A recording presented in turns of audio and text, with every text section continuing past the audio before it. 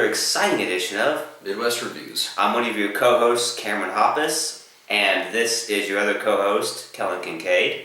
And today we're going to be taking a look at the top 5 worst Magic Kingdom ride attractions in Disney World. And guys, I want to say right off the bat that this is just our personal opinion.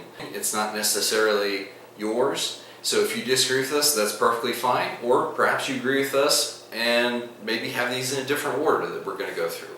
But we just want to go ahead and put that disclaimer out there. And this is actually going to be part of a new series. We're going to review a bunch of things about Disney coming up. So this is our first one of this series. So be expecting to see a lot more. And in fact, part 2 of this video, we'll talk about the top 5 best Magic Kingdom ride attractions. And when we say ride attractions, this means one that you actually sit down in and ride through the attraction. Mm-hmm. Now, as far as this being the honorable, we have an honorable worst mention, which in this case, it doesn't fall into any particular order like the rest on this list, because, I mean, there's anywhere it could fall. And we're going to be flexing the rule with this honorable mention, and then we're going to get through the actual ride-through attractions. So, now that we have thoroughly confused you, hopefully not, our honorable mention, our dishonorable mention is Stitch's Great Escape. Stitch's Great Escape. See, you know, when I first went to Disney World back in, I think it was '98, they didn't have that ride. And I don't remember the alien encounter ride that they had prior to that. But, you know, going back 2 years ago in 2015, I was pretty disappointed with Stitch's Great Escape because it's pretty kiddie. I guess it's just the fact that it caters towards kids. And if you guys watch the Diz channel, they will tell you that it's universally panned as one of the worst rides as far as being a Disney attraction. Yeah. And like I said, I actually remember I went through the alien encounter a few times whenever that was still my attraction. And I say personally, if I had my choice, I would rather have Alien Encounter back over Stitch. Mm-hmm. Now granted, it frightens little kids, and I understand that, but maybe in the Magic Kingdom, you can actually have rides that, you know, you have to use a little bit of discernment on. That's not necessarily a bad thing. As we talked about, there are certain rides in the other parks which parents have to use a little discernment as to whether or not they want their kids to ride that or not. Absolutely. And I think everybody agrees that Stitch's Great Escape is really disgusting from the smells of the regurgitated hot dog or whatever that is. Yeah, it's supposed to be like Frito chili pie or something. I mean, it's just, it took what was a great ride and really just took it downhill. So, and anyway, we don't want to spend too much time on that. Like I said, that was just a dishonorable mention. And matter of fact, we're going to move on to number 5 on our list as far as worst attractions. It's going from least worst to most worst. Okay. If that makes any sense. Yeah.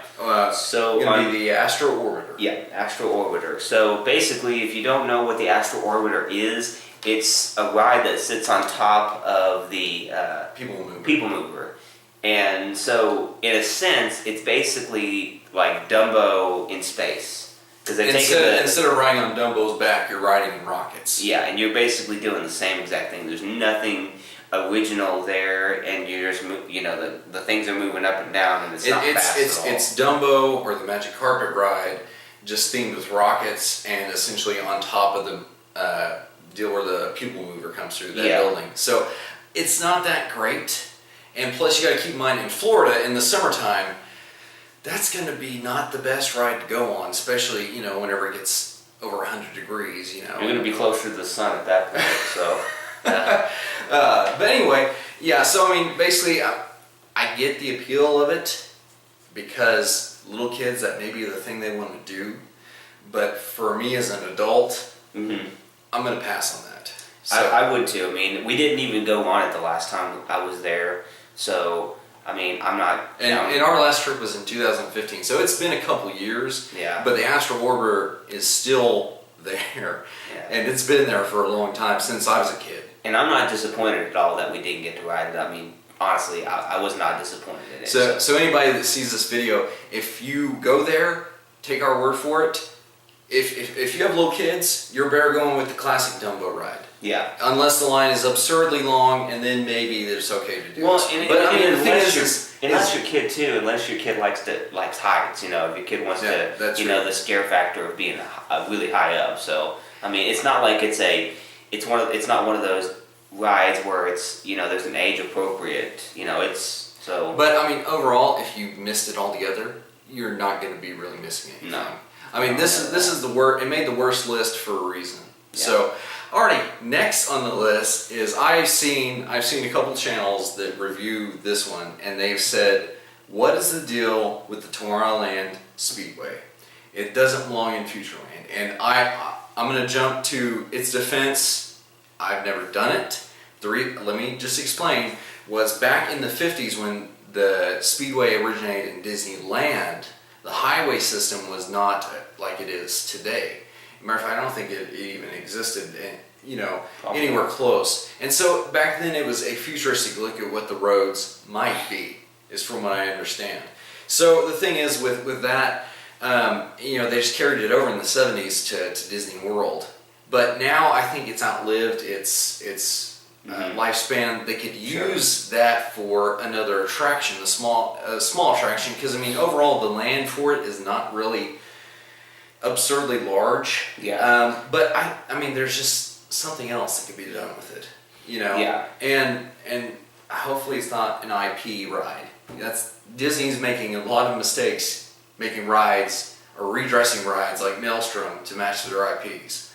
Yeah. Which we'll go over that in another video. Anyway, what do you have to say about Tomorrowland Speedway? It kind of smells over there. It kind of stinks. Yeah, I remember. And not just because of the engines. I mean. Yeah.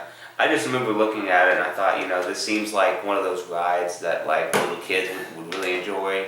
And I mean, Celebration Station has one. Where we live locally, that's a little kiddie place. Well, I mean, and it's I'm not going to dog any place. I mean, but yeah, I mean, it's definitely a little kid. It's definitely a ride that would be geared toward little kids. You will see adults on it, but yeah. Anyway, alrighty. Well, we've kind of dogged that one enough a little bit. Okay, so yeah, we'll go ahead and we'll move on to number 3 on our list, which is the Jungle Cruise. Now, before we get into the negative aspects of the Jungle Cruise, there is a decent aspect of the ride that we can bring out, and that's the fact that it is a relaxing ride. It's not one of those that get your adrenaline going, and there's a guy that during the whole ride is giving jokes and things about certain aspects that you're seeing. So I mean, and for example, there's a joke where he says, the age-old question is, what does the backside of water look like? But now you know, and as it's going behind the waterfall. So I mean, jokes like that kids will get a kick out of, and things like that. But as far as the bad aspects, it's got animatronic animals, and for us... Well, I'm sorry, I didn't mean to cut you off. Once you go on Animal Kingdom Safari, this seems just so cheap. Yeah, it does. And I admit, it was there long before the Safari ever came along. But the thing is you gotta roll with the times. And Disney hasn't always kept this in the forefront of their mind, or executed necessarily the best. Am I saying take out the Jungle Cruise? No. I'm just saying maybe there needs to be some tweaks to make it better. Yeah. My favorite part of the ride, even though I would skip it altogether if it was just my choice alone. But I actually like the temple bit. Yeah. I don't know why. It's just that particular part of the ride. But the part where the head shrinking Indians and all this and that.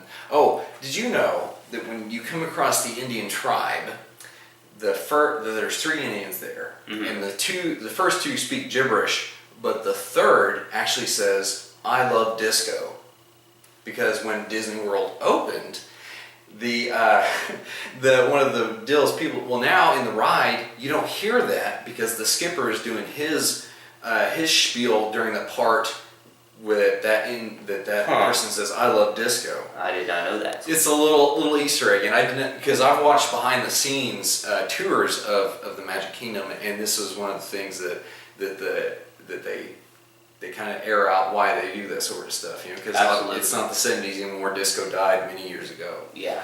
So okay, anyway. so that's number 3, and number 2 on our list is Peter Pan's Flight. And you know, for its time, it was a good ride. I mean, kids love Peter Pan, and they love the adventure, and so yeah, I mean, you're gonna love to go on a ride about one of your favorite Disney characters. You know, oh my goodness. Well, and you know, I gotta say this: they recently did something with the queue within the last year or so. And it's really interesting. The queue is pretty cool because, like, I guess there's one part where you can clap or something, and it looks like fairy dust falls all over you. I would have to rewatch the video just to make sure, but the queue, they've done it to make it more interesting rather than just looking like you're wandering through Wendy's house, you know, in the hallways. Yeah. So, I mean, it's one of those things that you're just flying through scenes from the animated movie. Yeah. On a pirate ship, where you're looking down. I've seen a VR 360 version of the ride, so I was looking as they're passing the scenes, and you know, for like Cameron said, for its day, it was fine. But really, I think they could just, if Disney wants to up their game, they need to just start spending some of that money they're getting from Shanghai. And one of the things, not that Magic Kingdom is the worst, Epcot's the one that needs help the most, but they could gut Peter Pan and do something amazing within the footprint of that building. Absolutely. I mean, for me personally, I would actually like to see Mr. Toad's Wild Ride return. I mean, I've been told that I rode it back in the day when I was real little, back in the early 90s, but I don't remember anything of it, and I've seen videos of it, but I would like to see a Mr. Toad's Wild Ride. I think that'd be kind of cool, kind of nostalgic, you know. So, but you know.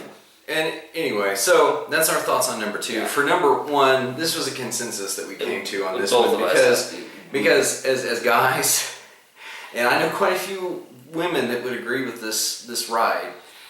You know, it caters to a generation that is now 50s, 60s. Yeah. You know, so I mean, and not that there's anything wrong with that at all. I mean, that's the age of my parents. But the thing is it's a small hell. I mean, world. Yeah. Because really, it's to me, if I'm going to be absurdly blunt about it, it's creepy doll hell for a few minutes of the same song. It repeats over and over and over. And I got stuck on that ride one time, so close to the exit, and I about lost my mind. And I was just like, my sister is the one that came up with that term, creepy doll hell, because we're sitting there and there's all these creepy dolls. It's a small world after all. Yeah, no. and as a kid, I mean, I can see, as a kid, nobody likes, I don't care what kid you are. I hated it when I was a kid. No kid likes dolls like that, and nobody likes really clowns either. I mean, I say that because usually they're associated together, you know, called clown dolls and all that stuff. But anyways, so yeah, it'll probably never go away, unfortunately. But that's why it makes number 1, is because in some circles, and to some people like myself, it's torture for a few minutes. So I skip it. I skip it. Last time I went with his family on a trip, we skipped it, right? Your mom didn't go on that because she hates it, right? Oh, she doesn't like it either. Okay, yeah, I know your dad. She joked about us going on it. I said I will skip that. You guys have fun. But anyway, so anyway, that was our top 5 worst. Just as a review.